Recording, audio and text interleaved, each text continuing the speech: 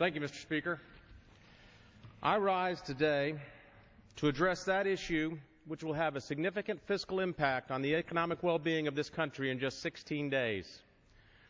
That is the issue of sequestration, and I have to agree with the minority whip from Maryland who earlier spoke today that it's time to stop the blame game. There's no need to blame anymore about this terrible fiscal policy about which we are about to sustain.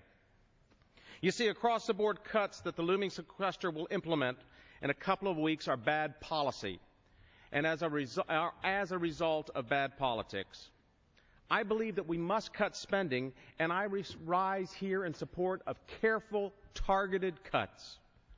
It is a shame that 850 jobs will be lost in Florida schools while we build a $750,000 soccer field in Guantanamo Bay for terrorists.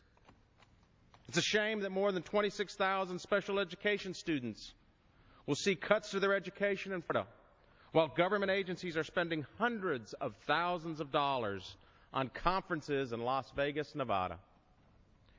And it is a shame that more than 35,000 healthcare workers in Florida are projected to lose their jobs, while more than $115 billion were lost in improper payments from this government in just 1 year. We must ask ourselves, for every $1 that we are going to spend, is it worth mortgaging and borrowing our children's and our grandchildren's future for 41 cents of every one of those dollars? I submit to you that it is not.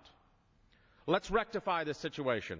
I urge the Senate to take up the House-passed legislation which would make targeted cuts to eliminate waste, fraud, and abuse so that important essential government programs will not lose their funding. The American people not only demand and deserve transparency in their appropriation process, but they also demand and deserve that we be prudent and fiscally responsible in making sure we operate and appropriate within our means.